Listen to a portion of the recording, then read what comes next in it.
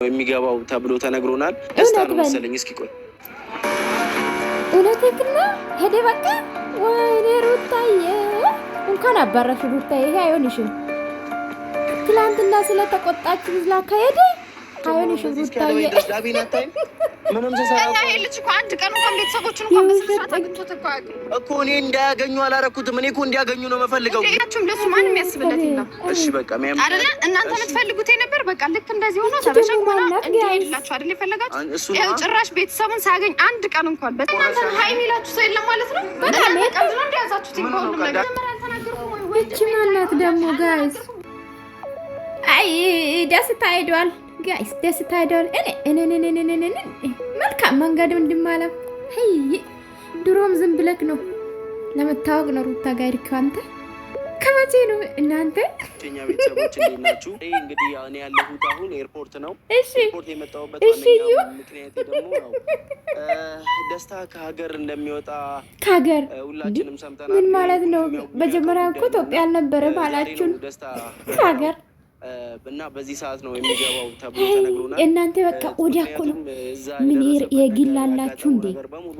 የግል አላችሁ ወይ ነው ጥያቄ እኮ ነው። የግል አላችሁ ኤርፖርት ምናምን ወዲያ ነው በቃ ቲኬት የሚቆረጡ አይደለም። ትላንትና ተባረረ። ይሄ ሁሉ ነገር ጫንቃው ላይ ተሸክሞ ለመኖር ለመቆየት ሞክሮ ነበረ። ግን በአብርሃምን በኩል ከዛ በተጨማሪ ደግሞ ከአብርሃም ጓደኞች አቃጠሩም ጭምር ቤተሰቦቹም ሩታም እድገትም ሁሉም እንዳለ ያደረሱበት ያለው ጫና በጣም ስለከበደውና እውነት ወይ መድኃኒዓለም እንደው ትዕግስት ውስጥ ጠን እንግዲህ ጋይስ ደስታችን ከሀገር ወጥቷል። ምን ይሻላል ጋይስ? እዩ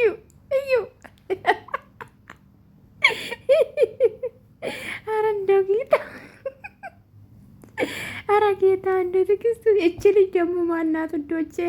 አይ ኤርፖርት እንደው የእናንተ ቁጭ መሄድ በቃ ቀላል ነው በቃ። ወይ ጂላችን ፈልግ በኔ ነጽ ጂል አይደለም ምድራ ቱሽ ነገር ናችሁ። ቱሽ ያለችው ሊያ ማለት ነው ጋይስ። ሊያሾ እድል እንደው ደስታ እኮ አላየንም፣ ግን ኤርፖርት ለኤርፖርት ይሮጣል። እዩ ምን አለ ከሩታም ጫና በዛበት፣ በአብርሽ በኩልም በጓደኞቹ በኩልም ጫና በዛበት። ይሄ መሸከም አቅቶት ከሀገሩ ወጥ። እውነትን ነው ታወቀ። በቃ በቂ እኮ ነው። እንዲታወቅ ነበረ የመጣ ታወቀ። በሩታ በኩልም አመጣችሁ። እነ ፈረንጁም እናጋባለን ብሎ ሲያስቃብጡ ነበረ። እኔ ግን እውነት እንዳልሆነ ያውቃለሁ። ሌላ ግን የሩታ መከታ ፈረንጁ ቢን የሩታ መከታ እዩ ደግሞ መከታ ነበረ። ዛሬ ደግሞ ምነው ተቆጣሳ? እንኳን አባራሽ ሩታ የጀግና። ሰላም ውድ ቤተሰቦቼ እንዴት ናችሁ? ደህና ናችሁ ወይ? እናንተ ነገር እኮ ያስቃል። ጌታ ምስክሬ።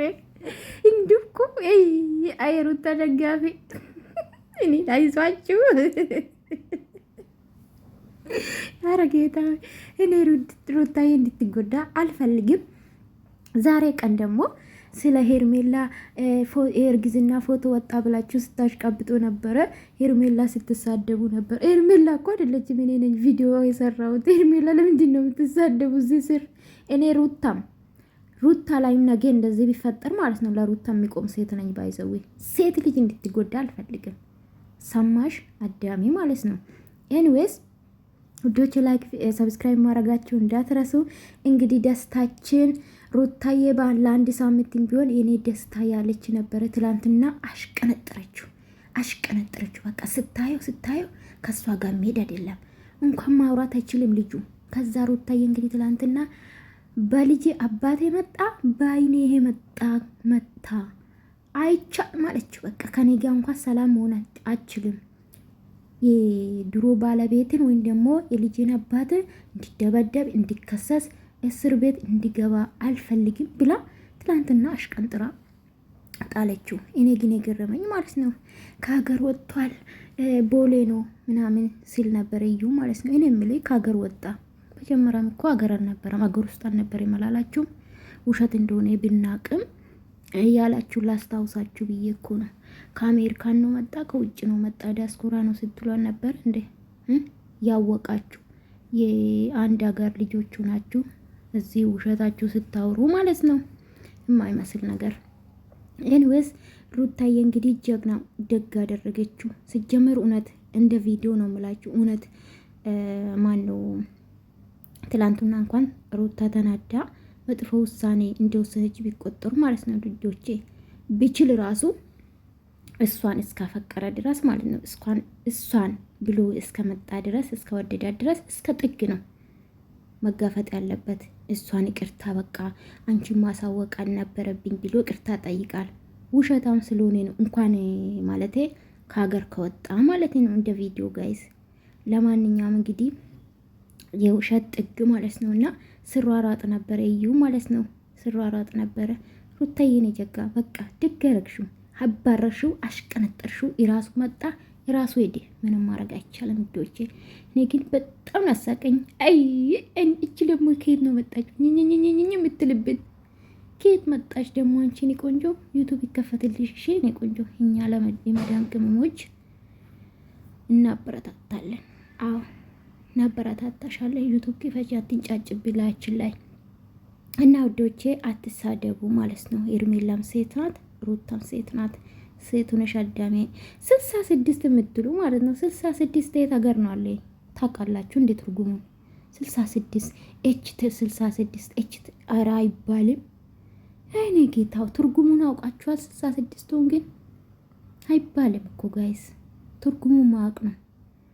ኧረ እናንተ ክፉ አታስወሩኝ። ጾም የመጣ ነው በኢየሱስ ስም። ለነገሩ አላወራም እኔ እና ለማንኛውም እንኳን ደስ አላችሁ። ደስታ ሩታን ጥሎ ሄደ፣ ከሀገር ወጣ። ሩታን አሽቀንጥራ ጣለች፣ አሽቀንጥሮ ሄደ። እሱ ምንም ማድረግ አይቻልም የኔ ውዶች። ምን ይደረጋል? ላይክ ሰብስክራይብ ማድረጋችሁ እንዳትረሱ። ዘና በሉ እሺ። ግን ላይኩን እንዳይረሳ።